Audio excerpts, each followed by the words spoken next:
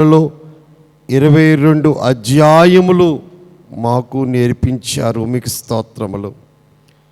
ఈరోజు 23వ అధ్యాయములో నుండి అబ్రహాము గారికి భార్యగా ఉన్న శారా మరణించటము, ఆ యొక్క సమాధి కార్యక్రమము, ఇవన్నీ 23వ అధ్యాయంలో రాయించావు తండ్రి. నీకు స్తోత్రములు. ఏ పాఠములు నేర్పిస్తావో అయ్యా మీరు మాతో మాట్లాడండి. గ్రహించు జ్ఞానము దయచేయండి.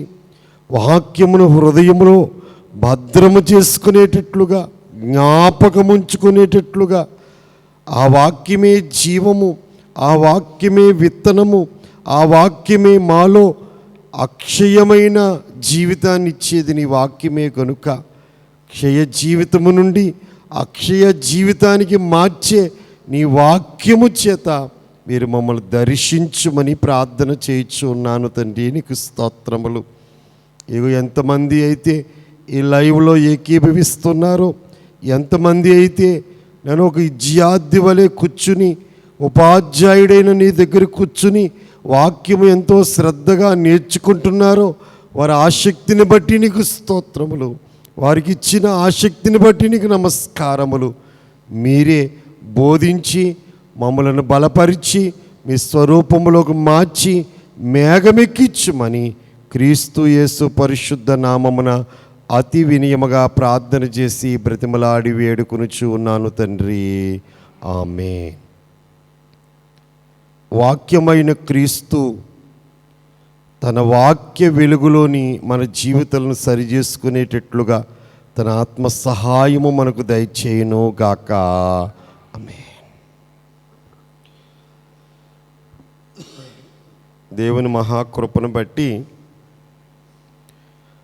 అధ్యాయం వెంబడి అధ్యాయం ధ్యానం చేసుకుంటూ ఆదికాండము 23వ అధ్యాయంలోనికి పరిశుద్ధాత్మ దేవుడు మనలను నడిపించినందుకు దేవదేవునికి మహిమ కలుగును గాక. ఆమేన్. నిన్నటి దినాన్న ఆదికాండము 22వ అధ్యాయాన్ని మనం ధ్యానం చేసుకున్నాం.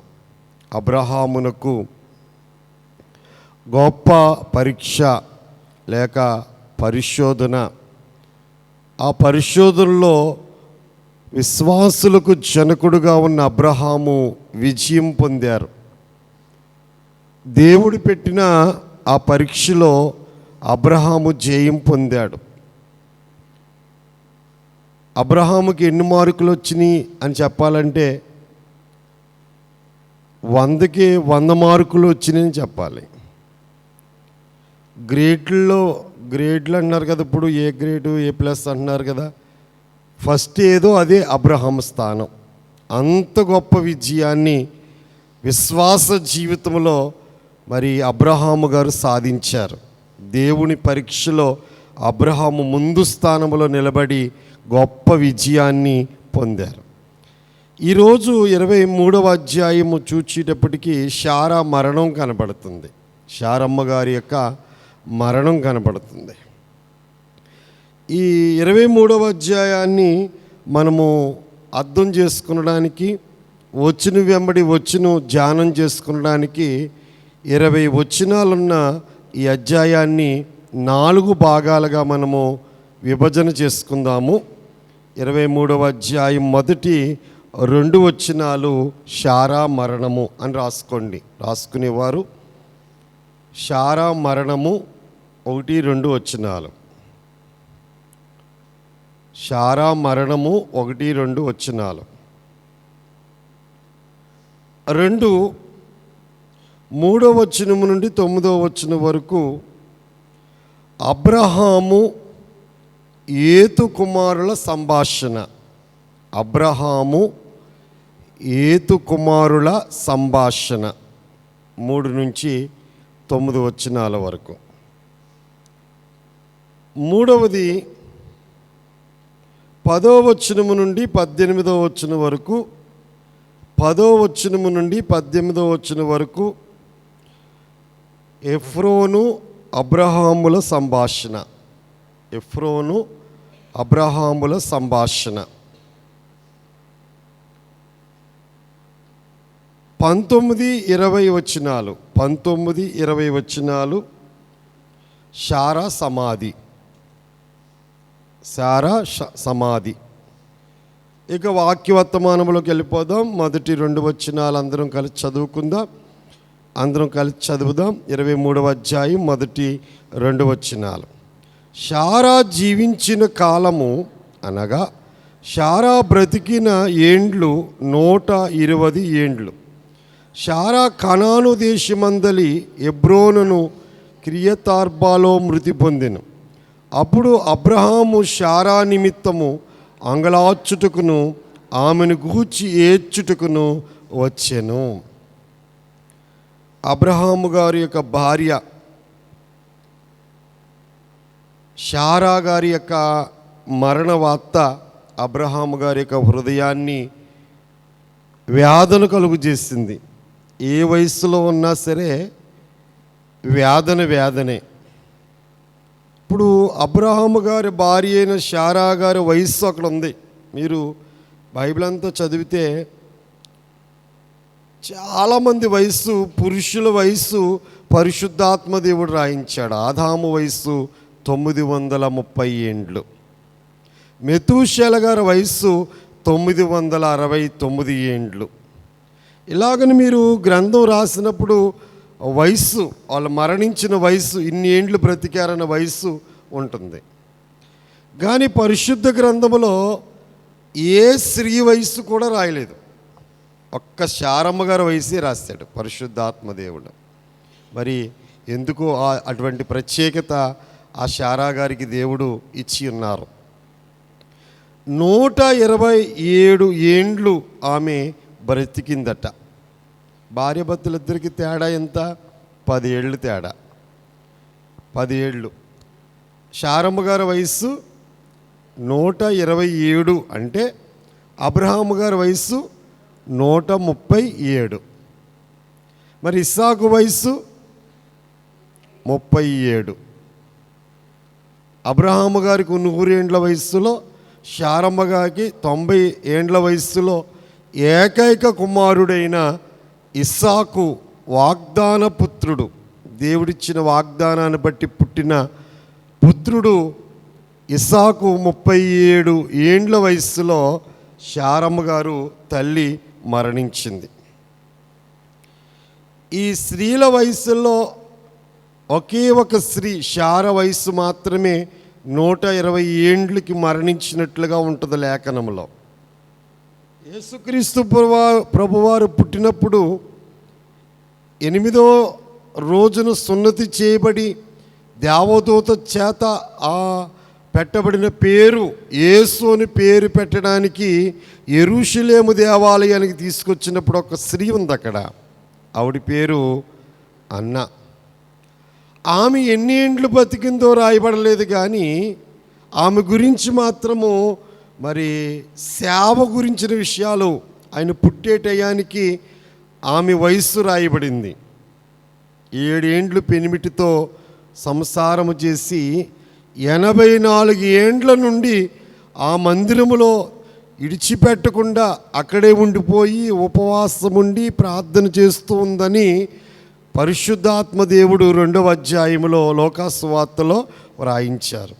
తర్వాత ఎంతకాలం బతికిందో, ఎప్పటికి మరణించిందో ఆ విషయం కూడా రాయబడలేదు. కానీ శారా వయస్సు మాత్రము ప్రత్యేకంగా పేర్కొన్నట్లుగా మనము చూస్తున్నాం.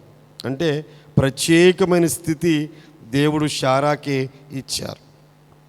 విశ్వాసులకు తండ్రి అని అబ్రహాముని పిలిస్తే విశ్వాసులకు తల్లి అని ఎవరిని పిలవాలంటే శారా అని పిలవాలి. ఎందుకంటే ఆమె మాదిరి జీవితము బైబిల్ గ్రంథంలో భర్తని ఆమె ఎలా గౌరవించిందో, భర్తని ఆమె ఎలాగూ పిలిచిందో, భర్తకి ఆమె ఎలాగూ లోబడిందో, ఈ విషయాలన్నీ కూడా ఎక్కడ రాయబడ్డాయి అంటే పేతురు గారు తన పత్రికలో ఆ విషయాలని శారమ్మ గారి గురించి రాశారు. అందుచేత మరొక ప్రత్యేకత, ఒకటి ఆమె వయస్సు రాయబడింది, అదొక ప్రత్యేకత శారమ్మ విషయంలో బైబిల్ గ్రంథంలో. రెండవ ప్రత్యేకత ఏమిటి అంటే హెబ్రీయులకు రాసిన పత్రికలో హెబ్రీయులకు రాసిన పత్రికలో 11వ అధ్యాయములో విశ్వాస వీరుల జాబితా రాశారు. విశ్వాస వీరుల జాబితా రాశారు. ఆది కాండము నుండి ఒక్క స్త్రీ పేరే రాశారు. ఆది కాండములో ఉన్న స్త్రీలలో ఒకే ఒక స్త్రీ పేరు ఎవరి పేరు రాశారంటే శారా పేరు రాశారు. ఏమని రాశారు అంటే హెబ్రీయులకు రాసిన పత్రిక 11వ అధ్యాయము 11వ వచనాన్ని మనము చూడగలిగితే గనక శారమ్మను గురించి రాయబడిన మాట, విశ్వాసమును బట్టి శారాయు వాగ్దానము చేసినవాడు నమ్మదగిన వాడని ఎంచుకొనెను గనుక తాను వయసు గతించిందైనను గర్భము ధరించుటకు శక్తి పొందెను. అందుచేత మృతతుల్యుడైన ఆ ఒక్కడి నుండి సంఖ్యకు ఆకాశ నక్షత్రముల వలెను సముద్ర తీరమందలి లెక్కింప శక్యముగాని ఇసుక వలెను సంతానము కలిగెను. మృతతుల్యమైపోయిన ఆ గర్భాన్ని ధరించింది ఆవిడ. దేని బట్టి? విశ్వాసమును బట్టి. వాగ్దానము చేసిన వాడు నమ్మదగిన వాడని. గర్భము ధరించడానికి శక్తి కావాలి, ప్రసవించడానికి శక్తి కావాలి. 89వ సంవత్సరంలో గర్భము ధరించి 90వ సంవత్సరంలో ఆ ఇసాకునకు జననమిచ్చిందంటే ఆ వృద్ధాప్య కాలమందు దేవుని యొక్క విశ్వాస బలము. రాత్రి మనం ధ్యానం చేసుకున్నట్లుగా ఆమె ఏ శక్తిని పొందుకుందంటే విశ్వాస బలాన్ని ఆమె సంపాదించుకుంది. శారమ్మ గురించి కొద్ది విషయాలు కొద్ది సమయం 7 మాటలుగా మనం ధ్యానం చేసుకుందాం. ఇప్పుడు శారా మరణించెను అనుంది అక్కడ. అంటే శారా మృతి పొందెను. శారా పేరు, అసలు పేరు ఏం పేరు? శారాయి. శారాయిగా ఆమె చనిపోలేదు. ఎలా చనిపోయింది? శారాగా చనిపోయింది.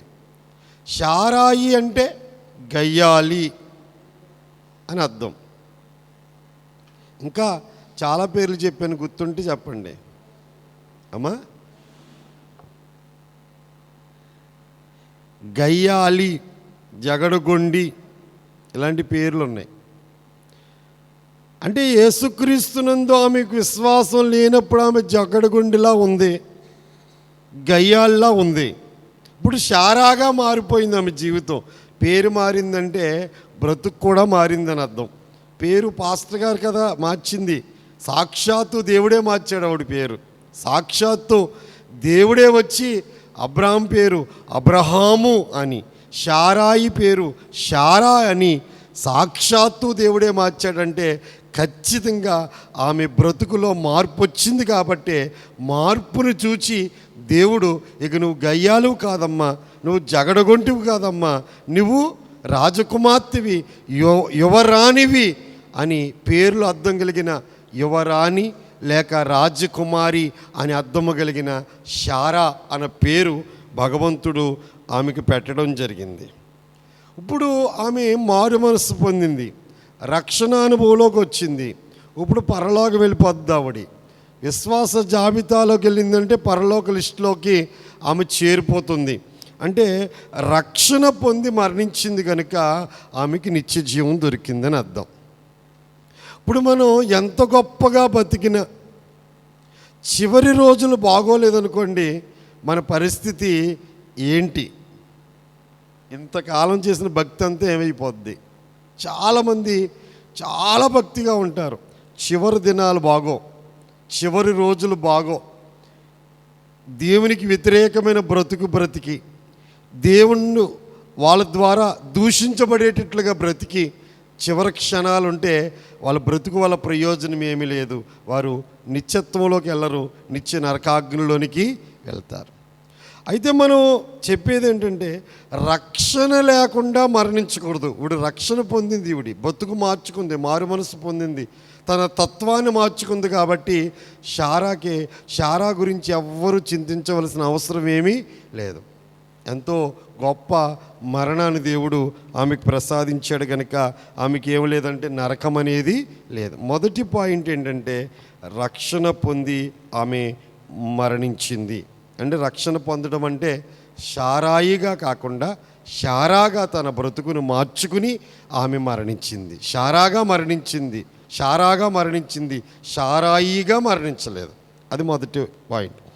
2, ఎబ్రీయులకు రాసిన పత్రిక 11వ అధ్యాయము 11వ వచనంలో మనం ఇందాక చదివిందే మరొకసారి జ్ఞాపకం చేసుకున్నట్లయితే, విశ్వాస వీరురాలు విశ్వాసమును బట్టి అని ఉంది. కాబట్టి 2వ పాయింట్ ఎవరు చెప్పండి?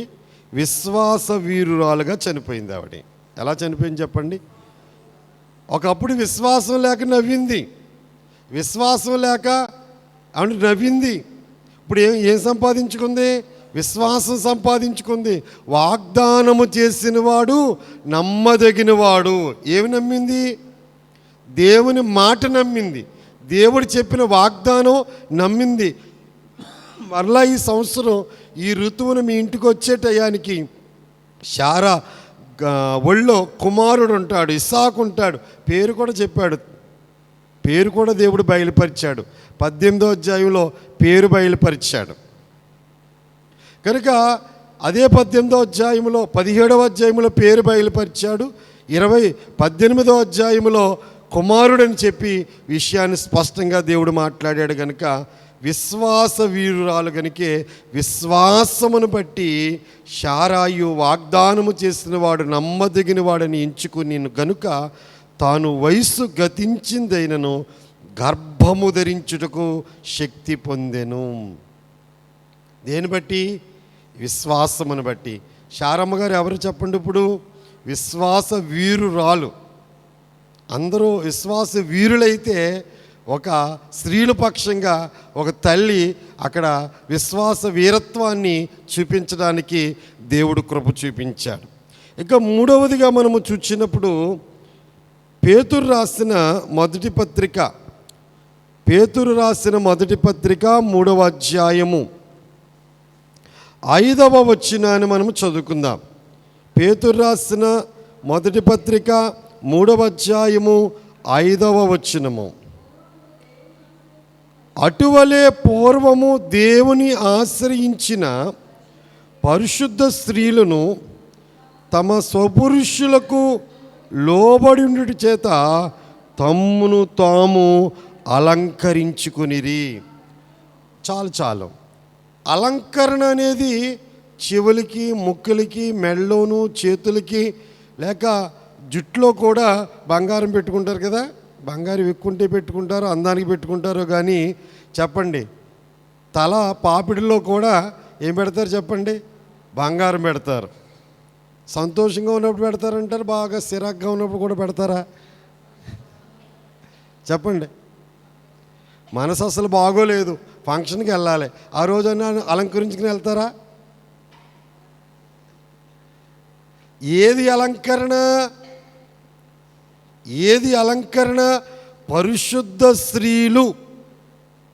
శారమ్మ గారు మొదటి పేరు ఏంటంటే పరిశుద్ధ స్త్రీల పట్టీలో ఉంది ఆవిడ పేరు. అక్కడ రాయబడింది అదే కదా. పరిశుద్ధ స్త్రీలను తమ స్వపురుషులకు లోబడి ఉండుట చేత తమ్మును తాము అలంకరించుకున్నారు. దేనివల్ల అలంకరించుకున్నారంటారు? స్వపురుషులకు లోబడి ఉండుట, అదే అలంకరణ. యజమానుడికి లోబడి ఉండుట అలంకరణ. అంటే శరీరానికి పెట్టుకునే అలంకరణ కాదని, లోబడి ఉండుటయే అలంకరణని. అది పరిశుద్ధ స్త్రీలు, అలా లోబడేవారు అందరూ కూడా పరిశుద్ధ స్త్రీలు అని పరిశుద్ధాత్మదేవుడు పేతురు గారి ద్వారా రాయిస్తున్నారు. అందులో ప్రథమగా రాయబడిన పేరు ఎవరి పేరు అంటే శారమ్మ గారి పేరు. ఆమె ఎవరు చెప్పండి? పరిశుద్ధ స్త్రీ. అందుకే కదండి అబీమెలెకు చెయ్యి వేయలేకపోయాడు, ఫరో కూడా చెయ్యి వేయలేకపోయాడు. అంటే ఆమె యొక్క పరిశుద్ధ జీవితాన్ని ఎవరు కాపాడారు? సాక్షాత్తు భగవంతుడే. ఆ ఫరో చక్రవర్తికి వేదన కలుగు చేశాడు, అబీమెలెకు చక్రవర్తికి అడలు పుట్టించాడు, భయము పుట్టించాడు. అంటే అంత పరిశుద్ధ స్థానాన్ని శారమ్మ సంపాదించుకోగలిగింది. అందుకే ఆమె పరిశుద్ధ స్త్రీలు ప్రప్రథమైన స్త్రీగా ఆమె పేరు కనపడుతుంది. ఇక 6వ వచనాన్ని మనం చూసినప్పుడు అక్కడే 3వ అధ్యాయం 6వ వచనం పేతురు రాసిన పత్రికలోనే 1 శారాగా మరణించింది, రక్షణ పొంది. 2 విశ్వాస వీరురాలుగా చనిపోయింది. 3వది పరిశుద్ధ స్త్రీగా ఆమె పేరుగా అంచింది. 4వదిగా మనం చూస్తే ఆ ప్రకారము శారా అబ్రహామును యజమానుడని పిలుచుచు అండి. వెళ్దాం, ఒక్కొక్కటి వెళ్దాం. యజమానుని గౌరవంగా పిలుస్తుందంట. ఎలా పిలుస్తుంది చెప్పండి? ఆ ప్రకారం శారా అబ్రహామును యజమానుడని పిలుచుటను పట్టి ఏమని పిలుస్తుంది? యజమానుడా, నా యజమానుడా అని పిలిచిందట. వ్యాఖ్యానకర్తలు వ్యాఖ్యానిస్తూ అంటారు, స్త్రీకి అలంకరణ ఎక్కడొస్తుందంటే పిలుపులోనే అలంకరణ వస్తుందంట, గౌరవం పెరుగుతుందంట. ఒకవేళ ఎంత ఖరీదైన వజ్రాల్లాంటి ఆభరణాలు పెట్టుకున్న ప్రస్తుత కాలంలో పేర్లు పెట్టి పిలుచుట అనకూడదు, నేను మాట్లాడకూడదు, ఒరే అరే అన్న సంభాషణ నేటి కాలంలో మనం చూస్తున్నాం.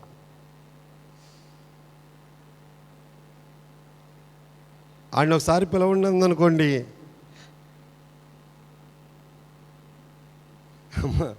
భార్య ఆ ఫంక్షన్ జరిగే దగ్గరికి వెళ్ళి మా ఆయన ఉన్నాడు అక్కడ, ఆయన ఒకసారి ఇలా రమ్మను అందనుకోండి,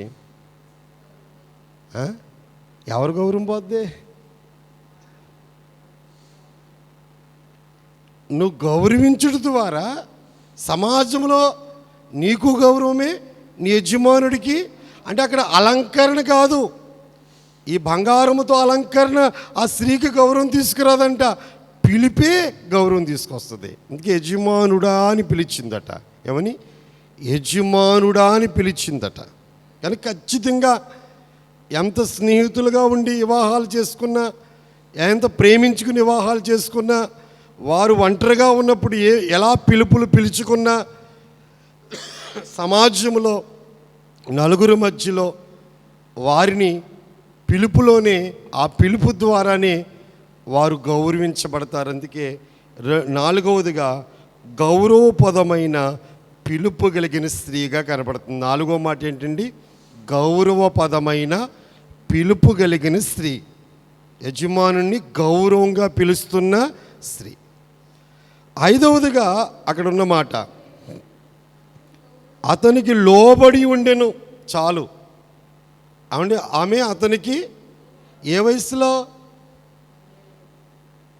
వయసులో అంటే 89వ సంవత్సరంలో 3 మానికలు మెత్తని పిండెట్టి రొట్టెలు చేయమ్మా అంటే ఎవరిని కేకలేసిందంటావా? అమ్మా, 3 మానికలు పిండి అంటే ఎన్ని కేజీలు అండి? 3 మానికలు అంటే ఎన్ని కేజీలు? 6 కేజీలు. మెత్తని పిండి తెచ్చి 3 మానికలు పిండి పిసికి రొట్టెలు చేయని చెప్పేసి ఆయన పరిగెట్టుకుపోయాడు దూడ దగ్గరికి, పనివాడి దగ్గరికి. ఈవిడ చేసిందా చేయలేదా? లోబడి ఉండడాన్ని బట్టే కదా పని చేసింది. అన్ని ఏండ్ల వయస్సులో కూడా శారమ్మ అబ్రహాముకు లోబడింది. దాన్నే మనం ఏమంటున్నామంటే విధేయత కలిగిన స్త్రీ, విధేయత కలిగిన. మొత్తం వాక్యం అయిపోయేటప్పటికి ఇందులో ఎన్ని లక్షణాలు మీకున్నాయో మీరు టిక్ కొట్టుకుని ఆ పరీక్షా పేపర్ మీరే దిద్దుకుని, మీరే చూసుకుని, మీరే మార్కులు వేసుకుని వెళ్ళేటప్పుడు వెళ్ళండి. నాకు చూపించొద్దు, మళ్ళీ నా మనసు బాగోదు. మళ్ళీని మీరే 7 మార్కుల పరీక్ష అది. 1, మొదటి మాట రక్షణ పొందిన స్త్రీ శారాగా మరణించింది. 2 విశ్వాస వీరురాలు. 3 పరిశుద్ధురాలు. 4 గౌరవపదమైన పిలుపు కలిగిన స్త్రీ. 5 లోబడిన స్త్రీ అంటే విధేయత కలిగిన స్త్రీ. ఏ పరిస్థితుల్లోనైనా సరే భర్తకి, యజమానుడికి ఆమె లోబడింది. ఆ వయస్సులో కూడా లోబడింది. ఇక 6వ వచనములో మరొక మాట చదువుకుందాం. మీరును యోగ్యముగా నడుచుకొనుచు. ఏమండి, యోగ్యముగా నడుచుకొనుచు అంటూ అక్కడ 4 అని అంకి వేయబడింది. 4 అని అంకి ఉంది కదండి. చిన్న అక్షరాలు ఏముంది? మేలు చేయొచ్చు. అంటే ఆవిడ మేలు చేసింది. భర్తకి, పనివారికి, అందరికీ ఏం చేసిందట? మేలు చేసిన స్త్రీ. బైబిల్ గ్రంథంలో ఒక మాట ఉంది, సామెతల గ్రంథంలో, యోగ్యురాలు తన పెనిమిటికి కిరీటం. యోగ్యురాలు తన పెనిమిటికి కిరీటం. జానయ్య గారు పరలోకంలో ఉన్నారు. పెళ్లి చేసినప్పుడు మాత్రం అంత నవ్వు చెప్తూ ఉండేవారు. పెళ్ళి కూతురు గొప్ప, పెళ్ళి కొడుకు గొప్ప అని ఆవిడ చెప్తూ, ఆవిడ పురుషుడు గొప్పోడా స్త్రీ గొప్పోడా అంటే ఆయన చివరికి తేల్చి చెప్పేది, పురుషుడు స్త్రీకి శిరస్సు. పురుషుడు స్త్రీకి శిరస్సు. శిరస్సు గొప్పది కదా? శిరసే గొప్పదా? శిరస్సు గొప్పది. శిరస్సు మీద కిరీటం ఉంటుంది. ఎక్కడ ఉంటుంది? శిరస్సు మీద కిరీటం ఉంటుంది. యోగ్యురాలు తన పెనిమిటికి కిరీటం. ఇప్పుడు కిరీటం గొప్పదా, శిరస్సు గొప్పదా అని ప్రశ్న వేస్తూ ఉండే అయ్యగారు పరలోకంలో ఉన్నారు, దేవుడి దగ్గర ఉన్నారు, మహామహిమలో ఉన్నారు. శిరస్సు గొప్పది. శిరస్సుకి ఎప్పుడు ఘనత వస్తుంది? కిరీటం ఉంటేనే కదా ఘనత. స్త్రీని బట్టే కదా పురుషునికి ఘనత. అమ్మా, నీవు నీ భర్తకు ఘనత తీసుకురావాలి అని చెప్పేవాడు పెళ్ళిళ్ళలో అయినా. యోగ్యురాలు తన పెనిమిటికి కిరీటము. సిగ్గు తెచ్చినది ఎముకలకు కుళ్ళు. సామెతల గ్రంథం చదివితే స్త్రీని బట్టి మరి పురుషుడు సంతోషంగా తిరగాలి. ఇంకా కీర్తన గ్రంథంలో, అది సామెతల గ్రంథంలో 31:10 ఉంటుంది, గుణవతి అయిన భార్య దొరుకుట అరుదు, అది ముత్యము కంటే అమూల్యమైంది. అందరికీ ఆ భార్య దొరకదట. గుణవతి అయిన భార్య దొరుకుట అరుదు, అది ముత్యము కంటే అమూల్యమైనది. గుణవతి అయిన భార్య గురించి సామెతల గ్రంథం 31వ అధ్యాయం 10వ వచనం నుండి చదివితే, తన పెనిమిటి తన పెనిమిటిని బట్టి, పెనిమిటి ఆమెను బట్టి ఆనందిస్తాడు. ఆమె ఎప్పుడు లేస్తుంది? గుణవతి అయిన భార్య ఎప్పుడు లేస్తుందట? 31వ అధ్యాయంలో అన్నీ చదవడం అయితే సమయం చాలదు, మనం మొదటి వచ్చిన దగ్గరే ఉన్నాం. ఆమె పెనిమిటి ఆమె యందు నమ్మిక ఉంచును, అతని లాభప్రాప్తికి వెలితి కలదు. ఎంత సంపాదించినా చెప్పండి, వెలితి కలదు. అంటే సంపాదన అయిపోతుంది. ఎప్పుడు అయిపోతుందంటే, కొంతమంది రిపోర్ట్ చేసేటప్పుడు నేను నెల జీతం 15,000 పట్టుకొచ్చి గొడవ చేస్తుందని భారీ చేతులను పెడుతూ ఉంటే, ఏమంటే 15,000 కూడా సరిపోవట్లేదు, 10 రోజులు అయ్యేటప్పటికి అయిపోతున్నాయి. లెక్కలు చెప్పమంటామంటే చెప్తున్నా. ఈమె యోగ్యురాలు ఏం చేస్తుందంటే, గుణవతైన భార్య లాభప్రాప్తికి వెలితి అంటే అతని కష్టం నష్టం అవ్వదు, అతని కష్టము వ్యర్థము కాదు ఆమె వల్ల. ఆమె తాను బ్రతుకు దినములన్నీ అతనికి మేలు చేయను కానీ కీడేమి. ఆమె బ్రతుకున్నంతకాలం తన భర్తకి మేలే చేస్తుందంట కానీ అసలు కీడేమీ చేయదట. ఆమె గొర్రెబొచ్చును అవిసినారను వెతుకును, తన చేతులారా వాటితో పనిచేయను. ఆమె కూడా యజమానుడు వెళ్ళిపోయి ఆ పనులను చేసినప్పుడు చేతి పనులు చేస్తూ ఉంటుందట. కూర్చుని అవిసినారతో వస్తువులను ఆమె తయారు చేస్తుంది. వత్తకపు వాడల దూరము నుండి ఆహారము తెచ్చినట్లు ఆమె దూరము నుండి ఆహారము తెచ్చుకును. ఆమె చీకటితో లేస్తుందట. అంటే ఎప్పుడు లేస్తుంది? ఆమె చీకటితో లేస్తుంది. తన ఇంటి వారికి భోజనం సిద్ధం పెడుతుంది. తన పనికత్తులకు బచ్చి ఏర్పరుస్తుంది. ఆమె పొలము చూచి తాను తీసుకొనును, తాను కూడబట్టిన ద్రవ్యం పెట్టి ఒక ద్రాక్షావనాన్ని కూడా నాటిస్తుందంట. ఆమె నడికట్టు చేత నడుము బలపరుచుకుంటుందంట. చేతులతో బలంగా పనిచేస్తుందట. తన వ్యాపార లాభం అనుభవించి తెలుసుకుంటుందంట. రాత్రి వేళ ఆమె దీపం ఆరిపోదంట. అసలు ఆ ఇంట్లో దీపం ఎప్పుడు వెలుగుతూనే ఉంటుందంట. ఇప్పుడు కరెంట్లు అండి, పూర్వం కిరసనాల బుడ్లు కదా, స్త్రీని బట్టే కదా దీపం వెలిగేది.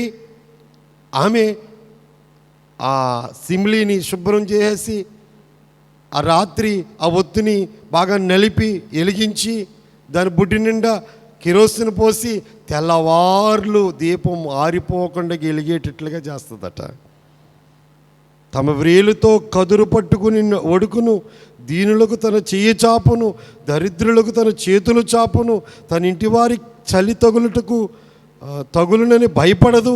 ఆమె ఇంటి వారందరూ రక్తవర్ణ వస్త్రము ధరించిన వారు. ఆమె పరుపులు సిద్ధము చేసుకొనును. ఆమె బట్టలు సన్నని నార బట్టలు, రక్తవర్ణపు వస్త్రములు. ఆమె పెనిమిటి దేశ పెద్దలతో కూర్చుండును. గవని యొద్ద పేర్కొనిన వాడయ్యుండును. అక్కడికి వెళ్ళి కూర్చున్నా సరే అతను గౌరవంగా ఉంటుంది. పెద్దల్లో కూర్చునేవాళ్ళంటే పురుషుడికి ఏముండాలి చెప్పండి? ఇంటికాడ పరిస్థితి అంతా పెద్దలు తెలిస్తే ఈ పెద్ద మనిషి అక్కడ కూర్చుంటాడా? ఏంట్రా అన్నాడు అనుకోండి, ఈ పెద్ద మనిషికి అని గౌరవం ఉంటుందా? ఎవరిని బట్టి గౌరవం? స్త్రీని బట్టి. శారమ్మను బట్టి మీరు అందరూ నేర్చుకోవాలి. స్త్రీలుగా ఉన్న మీరు అందరూ నేర్చుకోవాల్సింది ఏంటంటే, గుణవతి అయిన భార్య దొరుకుట. ఆమె మేలు చేయను, కీడేమీ చేయదు. 1 శారాగా మరణించింది. విశ్వాస వీర్రాలు 2, 3 పరిశుద్ధమైన స్త్రీ, 4 గౌరవపదమైన పిలుపు కలిగింది, 5 విధేయత కలిగిన స్త్రీ, 6 యోగ్యరాలు అంటే మేలు చేసే స్త్రీ, 7వదిగా ఆమె ఫలించి మరణించింది. ఆమె జీవితం ఒకవేళ ఇస్సాకు పుట్టకుండా మరణిస్తే ఆమె జీవితానికి విలువ లేకపోయేది, కానీ ఫలించి మరణించింది. కుమారుని కని ఆ 90 ఏండ్ల వయస్సులో ఆమె కుమారుని కని ఎంతో సంతోషంగా ఫలభరితమైన జీవితంతో ఆమె మరణించింది. అంటే ఒక తల్లిగా చనిపోయింది ఆవిడ. అప్పటిదాకా తల్లిగా లేనని వేదన తల్లికుందే, కానీ దేవుడు ఆ వేదన కూడా తీసివేసి నేను ఫలించానని ఆనందంగా సంతోషంగా మరణించగలిగిన స్త్రీగా ఉంది. మీరు కూడా ఫలించడం అంటే శరీర సంబంధమైన బిడ్డలే కాకుండా మీ ద్వారా అనేక ఆత్మలను మీరు దేవుడి మందిరానికి తీసుకురావాలి. శరీర సంబంధమైన ఫలింపు, శరీర సంబంధమైన బిడ్డలు. మరి ఆత్మ సంబంధమైన ఫలింపు మనల్ని చూచి, మన నడవడికను చూచి, మన భక్తిని చూచి అనేకులు మన ద్వారా రక్షణలోనికి రావడం, మన ప్రార్థనల ద్వారా రక్షణలోనికి రావడం, మనం చెప్పిన మాటల ద్వారా వారు యేసయ్యను నమ్ముకొనడం, పాప జీవితాన్ని ఇడిచిపెట్టడం, ఇది ఆత్మ సంబంధమైన ఫలింపు. అందుకే ఇప్పుడు శారా గురించి 7 మాటలు మనం నేర్చుకున్నాం. రాసుకున్నారు కదా? 7 మార్కులు వేసేసుకున్న వాళ్ళని దేవుడు దీవించును కాక. మీరు వేసేసుకుంటే కుదరదు. మరి 7 లక్షణాలు ఉండాలి. అది శారాగా జీవిస్తున్నారా? శారాయిగా గయ్యాల గంపల్లాగా ఆదివారం ఇంటికి వెళ్ళి మళ్ళీ ఆదివారం పొద్దున్న దాకా గయ్యాల గంపల్లాగా దెబ్బలాడేసి ఇంట్లో 10ంటికి మాత్రం బైబిల్ పెట్టుకుని శారాలాగా వచ్చేస్తున్నారా?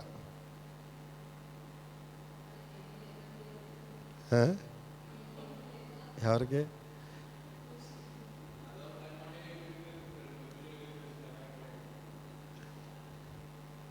ఇప్పుడు సుజాత తన గురించి కాకుండా యజమాని గురించి చెప్తే బాగుండంటే నేను యజమాని గురించి చెప్పాం. మరి అవండి, ఏ రోజు పాఠం ఆ రోజుదే, ఏ రోజు పాఠం ఆ రోజు. ఇవాళ నీ పాఠమే. బైబిల్ చెప్తుందండి, శారమ్మ భర్తకు లోపడితేనంట, భర్తకి గీత గీసిందనుకో భార్య దాటి వెళ్ళడంట భర్త. దేని బట్టి? ఎవరిని బట్టి? అమ్మ గీతలో దాటి వెళ్తే ఊరుకుంటారా? అమ్మ అస్సలు మీరు ఏం చెప్పక్కల్లా. వాక్యానుసారంగా మీరు జీవించి, వాక్యానుసారంగా మీరు బ్రతికితే వాక్యం మన జీవితాల్లో కళ్ళ ముందు నెరవేరుతుంది. అందుచేత శారమ్మ మరణం ఇప్పుడు సమాధి. చదువుదాం, 2వ వచనంలోకి వెళ్ళిపోదాం. శారా కనాను దేశమందలి ఎబ్రోనును కిరియతార్బాలో మృతి పొందెను. అప్పుడు అబ్రహాము శారా నిమిత్తము అంగళార్చుటకును ఆమెను గూర్చి ఏడ్చుటకును వచ్చెను. ఆ వయసులో శారా మరణించింది అన్న వార్త వెన్నంటనే ఎక్కడున్నాడో టయానికి వచ్చాడట. దేనికోసం వచ్చాడండి? ఏడవడానికి వచ్చాడట. అంటే భార్య కొరకు, అంటే చరిత్రకారులు అంటున్నారు ఆరానులో తెరాహు చనిపోయాడు, అక్కడ నాన్న గురించి ఏడ్చినట్లుగా ఏడ్చే ఉంటాడు కానీ పరిశుద్ధాత్మ దేవుడు రాయలేదు. లోతు ఇడిచెళ్ళిపోయాడు అబ్రహాముని, కొడుకులు లేరు కదా, తమ్ముడు కొడుకునే కొడుకుగా పెంచాడు కదా, అన్న కొడుకునే తమ్ముడుగా కొడుకుగా పెంచాడు. ఆయన ఒకరోజు అకస్మాత్తుగా ఆశ పెంచుకుని వదిలిపోయినప్పుడు కూడా ఏడ్చినట్లుగా ఎక్కడా లేదు. కొంచెం ఇష్మాయేలు నీ తవిరే అన్నప్పుడు కొంచెం బాధపడ్డాడు. నిన్న అధ్యాయంలో కూడా ఇస్సాకును బలివ్వడానికి కూడా ఏడ్చాడా? అంటే శారమ్మ అబ్రహామునకు ఎంత లోబడ్డాన్ని బట్టి ఏడుపు వచ్చిందంటారు. మీరు చాలామంది దగ్గరికి వెళ్తున్నారు కదా, చచ్చిపోయారని వార్త వెంటనే ఏడుపులు ఉన్నాయంటారా? ఎవరి గురించి ఏడుస్తారంటారు? మనం చనిపోయిన తర్వాత మన గురించి ఎవరైనా ఏడిస్తే కాస్తో కోస్తో భక్తి సంపాదించుకున్నట్టే మనం. మరి మనం ఉండడం ఎలాగా? అప్పుడు ఎలా తెలుస్తుంది మనకి మన గురించి మనకే? అంటే తన భర్త ఎంత ప్రేమించాడో ఆ వయస్సులో కూడా. అందుచేతే తన హృదయములో వేదన కలిగి 147 వయసులో 137 వయసు కలిగిన తన భార్య అయిన శారాను గూర్చి అంగలార్చుటకును ఏడ్చుటకును వచ్చాను. అంత వేదన అబ్రహాము మనస్సులో కలిగింది. ఇంకెలా చెప్పుకుంటే మన సమయం చాలదు కానీ చెప్పండి, ఏడ్చేవాళ్ళని సంపాదించుకోవాలి మనం చచ్చిపోయాక. కొన్ని సమాధుల దగ్గరికి వెళ్తూ ఉంటేనండి అసలు ఏడ్చేవాళ్ళే ఉండలేదు. నిజంగా కూతుళ్ళు కూడా ఎడుతలేదండి, ఎవరు ఎడుతలేదు. అర్జెంటుగా తీసుకెళ్ళి ఆ పని అయిపోతే బాగుండు అన్నట్లుగా ఉన్నారంటే ఆ మధ్యలో బంధాలు. కొందరు చచ్చిపోతే కుక్కలు కూడా ఎడుతాయండి, తెలుసా? ఎందుకంటారు? వాళ్ళ బంధం బ్యాంగెట్టుకుని చచ్చిపోయిన కుక్కలు కూడా ఉంటాయంట. ఆ ప్రేమ ఆ మనిషి కనపడకపోయేటప్పటికి, ఆ మనిషి చనిపోయేటప్పటికి ఆ పశువుకు రోజు మేత వేయడం కానీ, భోజనం పెట్టడం కానీ, మరి తిప్పడం కానీ, ఆ ప్రేమను బట్టి పశువు కన్నా కృతజ్ఞత ఉంటుంది. ఈ రోజుల్లో మనం అలా చూస్తున్నాం. కానీ ఆ వయస్సులో కూడా ఆమె కోసం అయినా అంత కన్నీళ్లు కార్చడం అనేది ఆమె కర్తవ్యం అంతా నెరవేర్చింది కనుక, తన జీవితం అంతా ఆయనకు లోబడింది కనుక, ఆయన గౌరవించింది కనుక, ఆ ప్రేమంతా జ్ఞాపకం చేసుకుని ఎవరు ఏడుస్తున్నారు చెప్పండి? అబ్రహాము గారు ఏడుస్తున్నారు. అసలు ముందు పురుషుడు చచ్చిపోవడం మంచిదంటారా, స్త్రీ చచ్చిపోవడం మంచిదంటారా? ఎవరు చచ్చిపోవాలంటే వాళ్ళు ముందు వెళ్ళిపోరు, కానీ మామూలుగా అడుగుతున్నాను అంతే.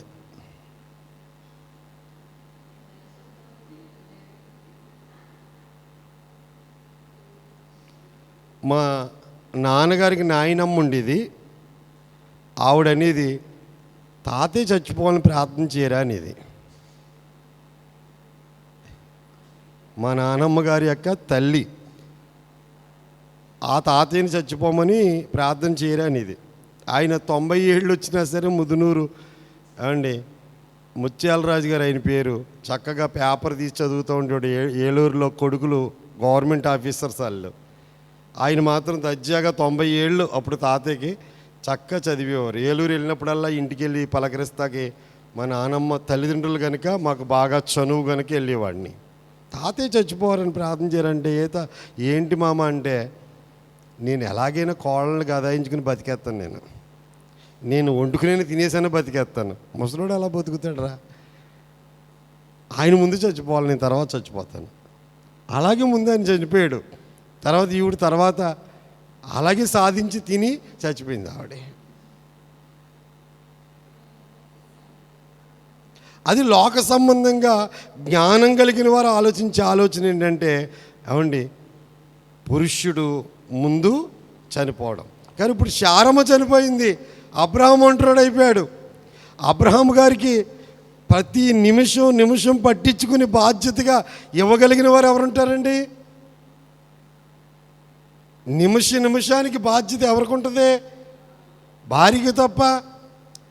ఆమె పట్టించుకుంటుంది.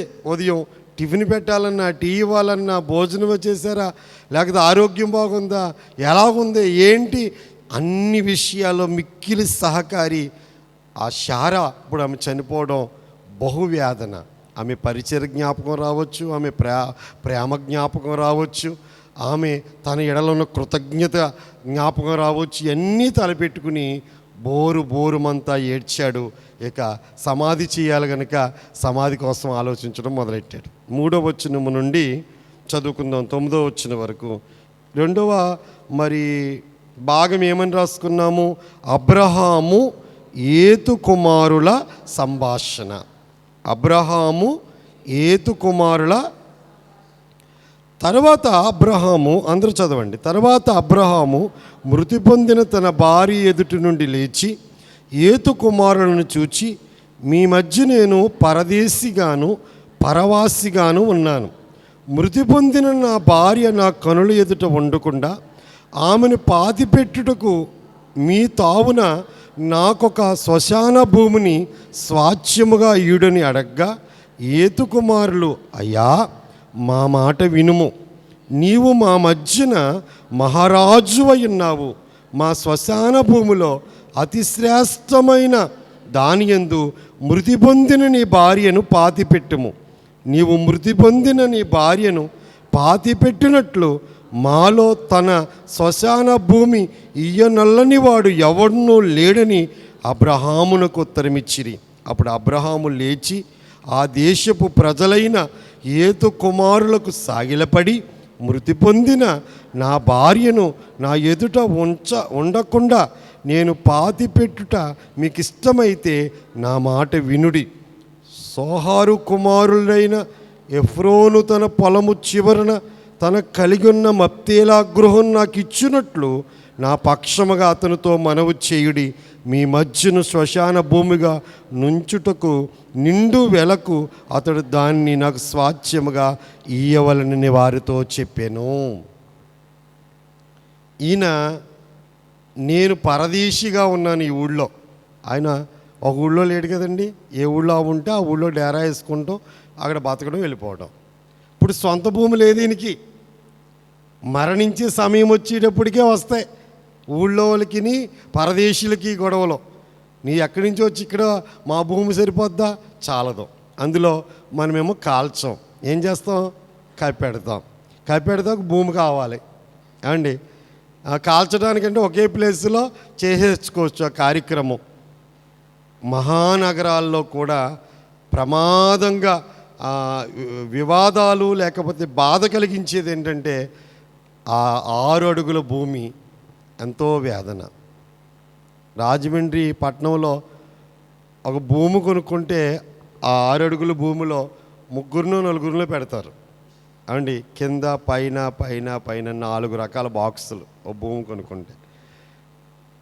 అకస్మాత్తుగా చనిపోతే కొనుక్కోవాలంటే 30,000 అండి, 50,000 భూమి కొనుక్కోవాలి శ్మశాన భూమిలో, స్థలంలో. అవండి గవర్నమెంటు ఏర్పాటు చేయలేకపోతుంది కొన్ని స్థలాల్లో, పట్టణాల్లో, భాగ్యనగరాల్లో. పల్లెటూరులో అయితే భూమి దొరుకుతుంది కాబట్టి ఈ 20 సెంట్లు 30 సెంట్లు ఒక ఎకరం తీసుకోండి అని ఎంఆర్ఓ గారి ద్వారా అధికారులు ఇస్తూ ఉంటారు. కానీ భాగ్య నగరాల్లో అయితే దొరకడం చాలా కష్టం. కొన్ని స్థలాల్లో కొన్నిసార్లు అప్పటికప్పుడు మరణించినప్పుడు మరి కొనుక్కుని ₹1,000 పెట్టుకుని కొనుక్కుంటేనే కానీ స్థలాలు దొరకవు. ఇప్పుడు నేను మీ మధ్యలో ఎలాగున్నాను?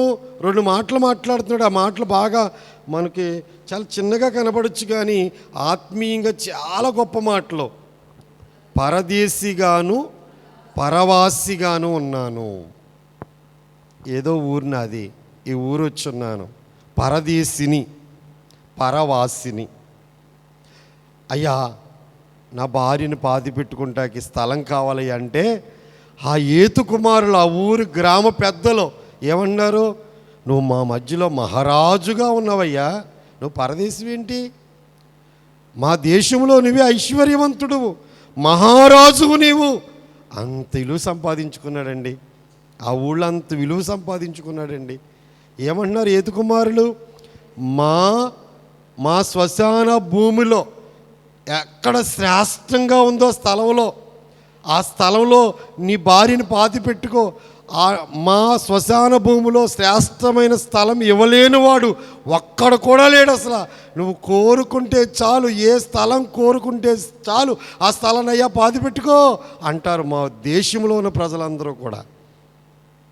నువ్వు ఫలానా స్థలం కావాలంటే అన్నీ ఇచ్చేస్తారు. అంత మంచితనం సంపాదించుకున్నాడండి ఎవరో? అబ్రహాము గారు. అందుచేత ఆయన అంటున్న మాట పరవాసిని అంటున్నాడు.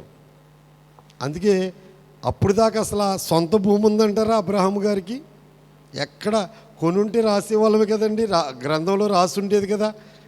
ఆ ఏమి భూ సంబంధమైన ఆస్తి ఏమి అయినా సంపాదించుకోవాలి, భూములు ఏం కొనుక్కోలే. ఎబ్రీలకు రాసిన పత్రిక 11వ అధ్యాయము 9వ వచనం. ఎబ్రీలకు రాసిన పత్రిక 11వ అధ్యాయము 9వ వచనం. విశ్వాసమును బట్టి అతడును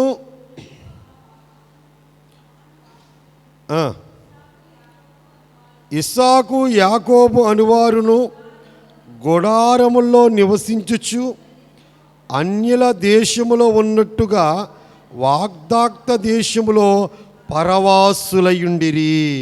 మాది ఈ ఊరు కాదు అన్నట్టుగానే బతికారంట. స్థిరమైన నివాసాలు అబ్రహాము కట్టుకోలేదు, ఇస్సాకు కట్టుకోలేదు, యాకోబు కట్టుకోలేదు. అందరూ ఎలా ఉన్నారు చెప్పండి? పరవాసులము. మాది ఈ ఊరు కాదు, ఓ రోజు మమ్మల్ని దేవుడు పిలుస్తాడు, ఆ ఊరు వెళ్ళిపోవాలి, తాత్కాలికమైంది ఊరిది అన్నట్లుగా వారు చూచారు. 13వ వచనం కూడా చూడండి.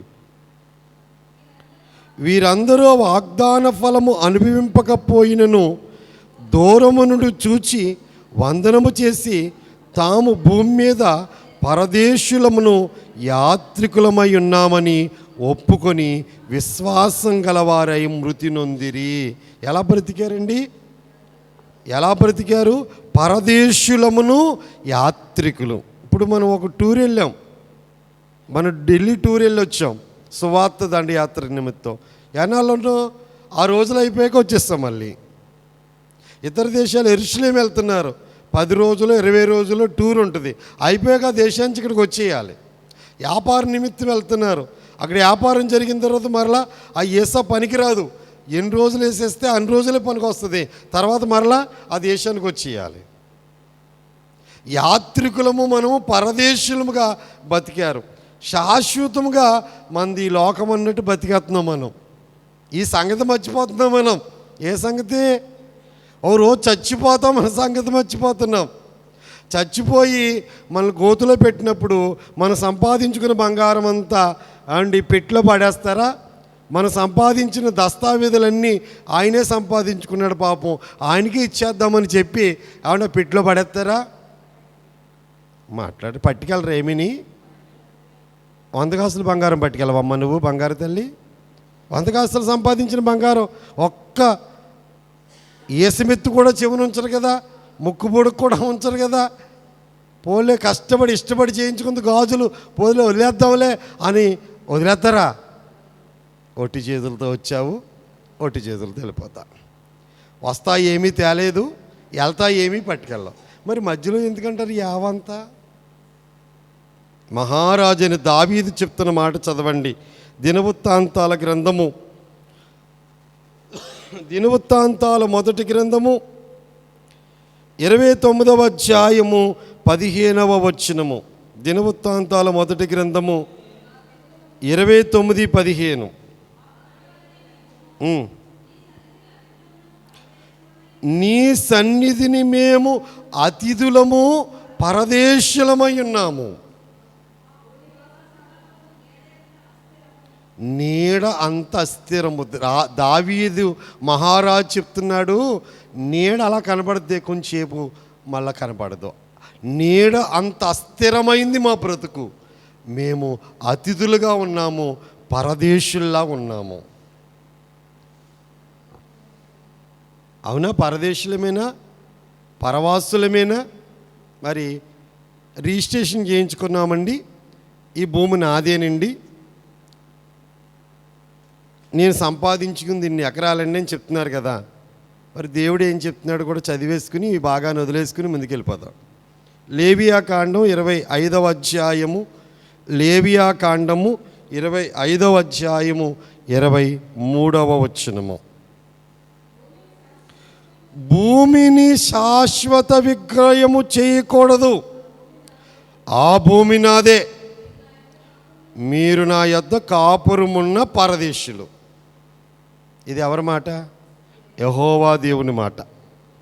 భూమి ఉన్న వాళ్ళకే బాధ, భూములు లేని వాళ్ళకి అసలు బాధపడవలసిన అవసరమే లేదు.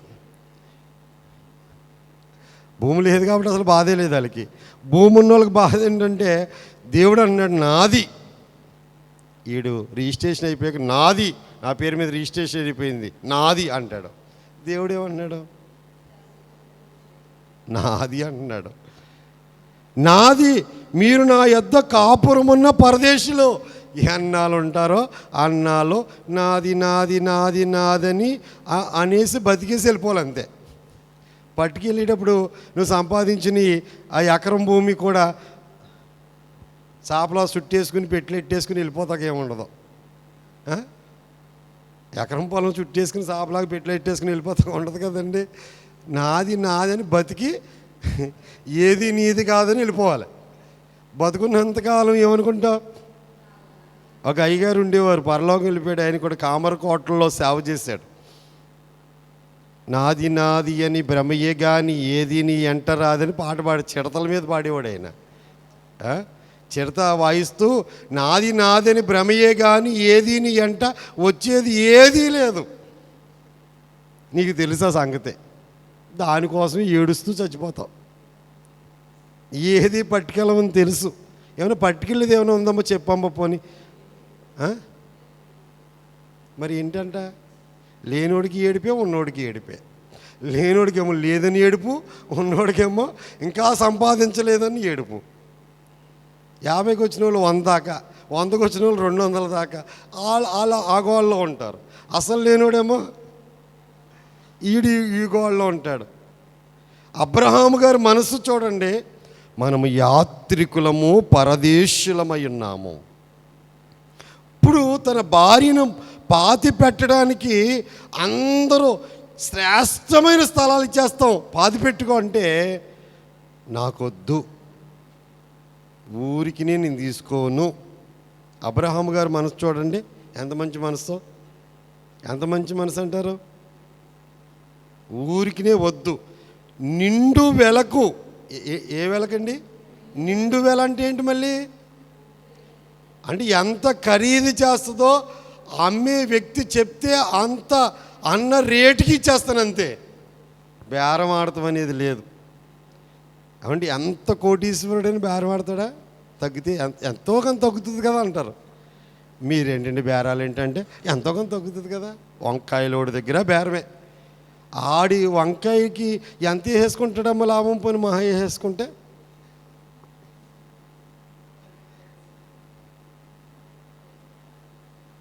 బేరవాడి వెళ్తాడు చెప్తున్నాను. ఇక్కడ వాళ్ళు ఎవరెవరు నాకు తెలిసి బేరాలు ఆడి వాళ్ళు అందరూ తెలుసు నాకు. ఎంత లాభం వచ్చేద్దడికి? సగం పుచ్చిపోతాయి, కొన్ని కులిపోతాయి. కూరగాయల వ్యాపారం కలిసి బిల్డింగ్లు కట్టేశాడా చెప్పండి? బేరం బేరం బేరం, అన్నిటి దగ్గరే బేరం. గొప్పోడు అంతే, పేదోడు అంతే. కానీ అబ్రహాం బేరం ఆడతలేదండి. నిండు వెల, ఎంత అంటే అంత రేటు ఇవ్వడానికి సిద్ధంగా ఉన్నాడు.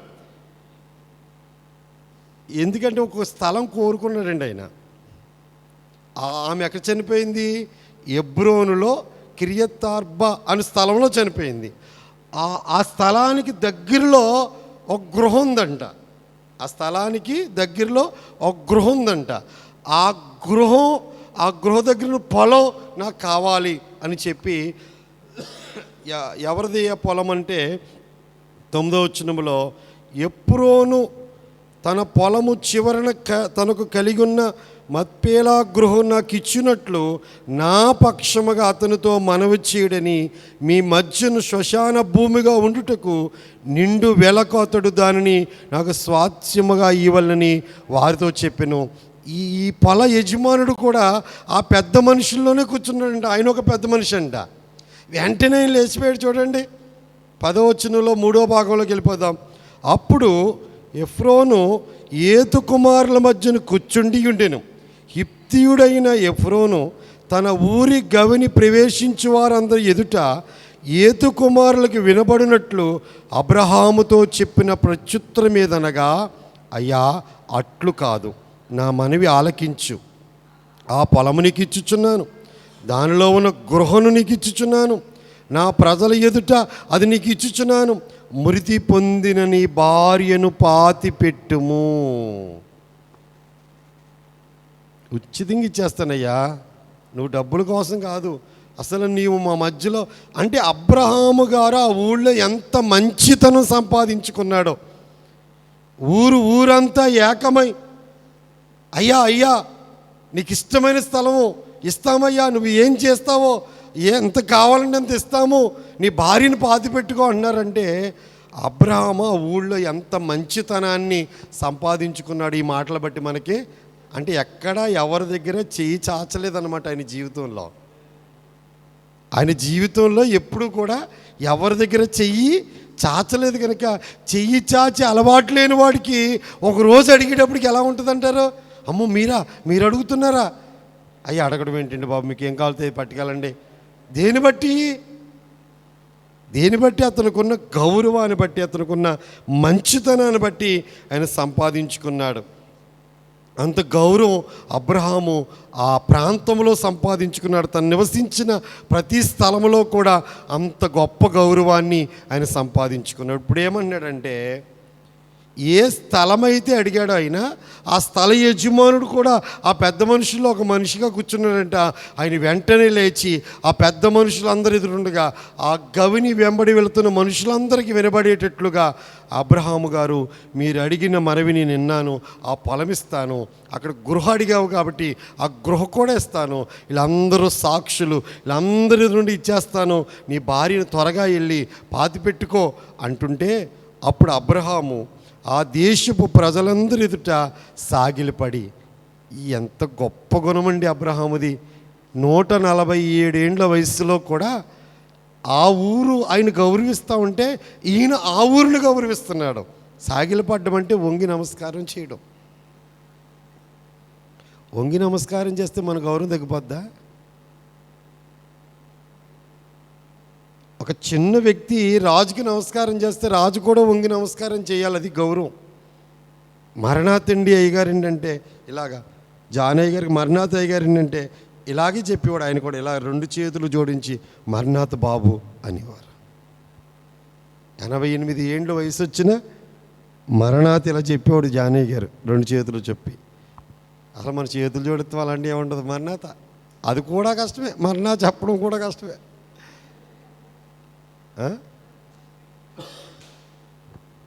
మరణాత, మన వందన వచ్చిన ఏంటి చెప్పండి? మరణాత. నేను మరణాత సంఘానికి చెప్పినండి, మీరు కూడా మరణాత.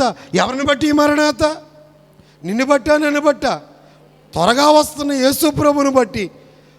వందనం చేసినప్పుడు ప్రతివందనం చేయడం ద్వారానే గౌరవం పెరుగుతుంది. ఎమ్మెల్యే గారి స్థానంలో ఉన్న ఒక సామాన్య పౌరుడు ఎమ్మెల్యే గారికి 2 చేతులు జోడించి నమస్కారం చేస్తే ఆయన 2 చేతులు జోడించి నమస్కారం చేయడంలోనే ఆయన సంస్కారం కనబడుతుంది. అంత చిన్నోడికి మీరు చేయడం ఏంటండి? నగ్గేశారు కదా, ఎమ్మెల్యే అయిపోయారు కదా, ఇక నమస్కారం చేయక్కర్లేదు అని స్థితి వచ్చేసింది అనుకో, అతను మళ్ళీసారి ఎమ్మెల్యే అవ్వడం. ఇంకా వందనానికి ప్రతివందనమే. అందుకే అబ్రహాము ఏతు కుమారులు ఎదుట సాగిలపడ్డాడని ముందు వచనాల్లో ఉందండి ఆ మాట. 7వ వచనంలో ఉంది, మళ్ళీ ఇక్కడ కూడా 12వ వచనంలో ఉంది. ప్రజలందరి ఎదుట సాగిలపడి అంటే తను తాను తగ్గించుకుని అయ్యా అని నమస్కారం చేస్తూ, సరే కానీ అది నా యొద్ద పుచ్చుకుని ఎడల, సరే కానీ నా మనవి ఆలకించుము, ఆ పొలమునకు వెల ఇచ్చేదను. అది నా యొద్ద పుచ్చుకున్న ఎడల మృతి పొందిన నా భార్యను పాతి పెట్టేదను. డబ్బు ఇచ్చి కొనుక్కున్నాకే పాతి పెడతాను. చూడండి ఎంత గొప్ప సంస్కారము. ఫ్రీగా ఇస్తానంటే వద్దన్నాడు ఆయన. డబ్బు ఎలా ఎంత చెప్పు. అప్పుడు అందుకు ఎఫ్రోను, అయ్యా నా మాట వినుము, నాకు నీకు అది ఎంత? మృతి పొందిన నీ భార్యను పాతి పెట్టుమని అబ్రహామునకు ఉత్తరం ఇచ్చాను. అబ్రహాము ఎఫ్రోను మాట విను కాబట్టి హేతు కుమారులకు వినబడినట్లు ఎఫ్రోను చెప్పిన వెల అనగా వత్తకల్లో చెల్లు 400 తులముల వెండి అబ్రహాము తూచి అతనికి ఇచ్చాను. అంటే స్థలానికి ఆ రోజుల్లో ఎంత ఇచ్చాడండి? మీరు వాక్యం చదివినప్పుడు ఇర్మియా గ్రంథంలో ఇర్మియా గారు దగ్గర ఒక పొలం కొంటారు. 32వ అధ్యాయం, ఇర్మియా గ్రంథం 32వ అధ్యాయం 9వ వచనం చూడండి ఒకసారి. నా తండ్రి తోడబుట్టిన వాని కుమారుడైన అనాయేలు పొలమును కొని 17 తులములు వెండి తూచి అతనికి అండి. ఇర్మియా కాలంలో పొలం 17 తులాలు అనుకుంటే అబ్రహాము కాలంలో 400 తులాలంటే ఎంత రేట్ అంటారు అది? అంటే బేరం ఆడకుండా వాళ్ళు ఎంత అడిగితే అంత ఇచ్చేసి ఆ భూమిని తన స్వాస్థ్యం చేసుకున్నప్పుడు మన రిజిస్ట్రేషన్ ఆఫీస్లో ఎలా రాస్తారో అలా ఉందండి. ఇక్కడ రిజిస్ట్రేషన్ చూడండి, గవర్నమెంట్ రిజిస్ట్రేషన్ చదవండి ఒకసారి ఎలా ఉంటుందో. ఎంత నవ్వొచ్చిందండి ఇందాక చదివినప్పుడు నాకు. కాబట్టి ఏతు కుమారులకు వినబడినట్లు ఎఫ్రోను చెప్పిన వేళ అనగా వత్తకుల్లో చెల్లు 400 తులముల వెండి అబ్రాహాము తూచి అతనికి ఇచ్చిన. అలాగున మమ్రే ఎదుటనున్న మత్పేల యందలి ఎఫ్రోను పొలమును అనగా ఆ పొలమును దాని యందల గృహయు దాని పొలిమేర అంతట్లో ఉన్న ఆ పొలము చెట్లన్నీయు రాసేటప్పుడు అలా రాస్తారు. ఆ చెట్లతో అన్నిట్లతో ఉంటుంది చూడండి. అసలు వాక్యంలో ఎంత దస్తావేజులు చదివితే అర్థం ఎలా ఉన్నాయో అలా ఉన్నాయండి. పొలము, దాని ఉన్న గృహ, పొలిమేర, అది ఎక్కడ దాకా పొలిమేర ఉందో అక్కడ దాకా అందున్న పొలాలు, చెట్లు, అతని ఊరి గవిని ప్రవేశించి వారందరితో ఏతు కుమారులు ఎదుట అబ్రహామునకు స్వాచ్ఛముగా స్థిరపరచును. నీ దగ్గర నేను 400 తులాలు వెండి తీసుకుంటున్నాను కనుక ఇగో పొలము, గృహ, పొలిమేర, చెట్లు అన్నీ నీకే. లీజుకు పొలం ఇచ్చాను కానీ కాయలు నేనే తీసుకెళ్తాను అనలేదు. అవండి, పొలం నీది కానీ కాయలు నాయి అంటారు ఒక్కొక్కళ్ళు. పొలం నీకు అమ్మేసా కూడా కాయలు వస్తాయంటే, చెరువు నీదే కానీ గట్టు మీద మాత్రం చెట్లు నాయంటే. అందుకే చెట్లును అందున్న చెట్లును అన్నీ నీకు ఇచ్చేస్తున్నాను 400 తులాలు వెండికి అని అబ్రహాము గారి ఎదుట ఏతు కుమారులు ఆ యొక్క ఎఫ్రోను 400 వెండి తులాలు. ఆ రోజుల్లో వత్తకులు డబ్బు అదేనండి. ఆ రోజుల్లో వెండి తులాలే, ఆ వెండే డబ్బు, బంగారమే డబ్బు ఆ రోజుల్లో. అంచేత ఆ ఖరీదు తూకం వేసి, వత్తకల తూక ప్రకారం వేసి స్వాచ్ఛంగా నీకు ఇచ్చేస్తున్నాను, స్థిరపరుస్తున్నాను అన్నాడు. అంటే అబ్రహాము తర్వాత అక్కడే అబ్రహాము పాతి పెట్టబడతాడు, అక్కడే ఇసాకు పాతి పెట్టబడతాడు, అక్కడే చెప్పండి రిబ్కా పాతి పెట్టబడుతుంది, అక్కడే యాకోబు పాతి పెట్టబడతాడు, అక్కడే లేయా పాతి పెట్టబడుతుంది. రాహేలు మాత్రం దారిలో చచ్చిపోయి దారిలో పాతి పెట్టదు. ఆవిడ అక్కడికి వెళ్ళలేదు ఆ భూమికి. అది నిత్య స్వాచ్ఛముగా తన తరాలుగా ఆ కుటుంబానికి అలాగా స్వాచ్ఛముగా ఉండేటట్లుగా ఒక భూమిని, శ్మశాన భూమిని సంపాదించారు. మన వీరాస్వామి గారు, శాంతిరాజు గారు మా ఊళ్ళో బుదలాపట్నంలో ఓ శ్మశానం కొరకు భూమి సంపాదించాలి. ఏం చేస్తారో కానీ ఏం చేయాలి చెప్పండి? శ్మశానం కొరకు ఒక భూమిని. భుజబలపట్నంలో ఉన్న హిందూ కులాల్లోంచి రక్షించబడిన వారందరి కోసం, క్రిస్టియన్పేట వాళ్ళకి వాళ్ళ ప్రత్యేకమైన ప్లేస్ ఉంది, వాళ్ళు అందులో పాతి పెట్టుకుంటారు. మనల్ని రానివ్వరు. వాళ్ళు చర్చికి వెళ్ళిన వాళ్ళు రానిస్తారు. ఆ చర్చికి సంబంధించి ఆ చర్చికి ఆరాధనకి వెళ్తూ ఉంటే ప్రతి ఆదివారం కూడా ఆ సభ్యత్వం అక్కడ ఉంటే కనుక ఆ బాడీని అక్కడ తీసుకెళ్ళడానికి అనుమతిస్తారు. మన బాడీని తీసుకెళ్తాకే వాళ్ళు అనుమతి ఇవ్వరు. కాబట్టి హిందువులు చాలామంది ఆయా సంఘాలకి ఆయా సహవాసాలకి వెళ్తున్నారు. ఆ సమస్య వచ్చిన వాళ్ళకే ఆ బాధ తెలుస్తుంది. ఆ సమస్య రాని వాళ్ళకి ఆ బాధ ఏమి, పొలాలు ఉన్న వాళ్ళు పొలాల గట్టిన తీసుకెళ్ళి పెట్టేసుకోవచ్చు. కానీ ఊరి సమస్యగా తీసుకుని మీరు ఇది దేవుడి సమస్య. అబ్రహాము గారు ఎలాగైతే ఒక స్వాస్థ్యాన్ని సంపాదించి వెళ్ళిపోయాడు, ఆయన సంపాదించి వెళ్ళిపోయాడు కాబట్టి ఆయన పిల్లలు అందరూ దజ్జాగా తీసుకెళ్ళిపోయి ఆ బాధలు ఎవరికి తెలియదు, వెనకాల ఉన్నోడికి తెలియదు, ముందున్నోడే పడాలి బాధలన్నీ. శవాన్ని అక్కడ పెట్టుకుని ఇవన్నీ కుదుర్చుకున్నాక అప్పుడు తీసుకెళ్ళి ఏం చేస్తున్నాడు చెప్పండి, సమాధి చేస్తున్నాడు. 19-20 వచనాలు మనం చదువుకుంటే సారా సమాధి కనపడుతుంది. 19-20 వచనాలు. ఆ తరువాత అబ్రహాము కనాను దేశములో హెబ్రోనును మమ్రే ఎదుట ఉన్న మత్పేలా పొలము గృహలో తన భార్య అయిన శారాను పాతిపెట్టెను. ఆ పొలమును దానిలో ఉన్న గృహయు ఏతు కుమారుల వల్ల శ్మశానము కొరకు అబ్రహామునకు స్వాస్థ్యముగా స్థిరపరచబడెను. ఈ ఆచారము, ఈ భూస్థాపన అనే ఆచారం ఎందుకు చేయాలండి? కాల్చేస్తే బాగుంటుంది కదా అని హిందువులు ఒక్కోసారి మనతో మాట్లాడుతుంటారు. యేసు ప్రభు సమాధి చేయబడ్డాడు, ఆయన 3వ రోజున తిరిగి లేచాడు. యేసుక్రీస్తునందు విశ్వాసం ఉంచి చనిపోయిన వారు యేసు ప్రభు మధ్యాకాశానికి వచ్చినప్పుడు తిరిగి లేస్తారన్న నిరీక్షణతో మనం ఏం చేస్తున్నాం? సమాధి చేస్తున్నాం. అసలు లెక్క ప్రకారంగా భక్తులకే సమాధి. ఎవరికి చేయాలి? భక్తులకు చేయాలి. కొన్ని పరిస్థితులు ఎలా ఉంటుందంటే, ఏదైనా మందు తాగి చనిపోయిన వాళ్ళకి సమాధి చేయవలసి వస్తుంది. అలాగే ఆ ఇంట్లో వాళ్ళందరూ దేవుడిని నమ్ముకున్నారనుకోండి, ఆ నమ్ముకోని కూడా తీసుకెళ్ళి ఆ కుటుంబ సభ్యుల కోసం సమాధి చేయవలసి వస్తుంది. అసలు సమాధి ఎవరికి అంటే క్రీస్తు నందుండి మృతులైన వారికి. వారు యేసు ప్రభు 2వ రాకడ సమయమందు తిరిగి లేస్తారన్న నిరీక్షణతో చేసేదే భూస్థాపన.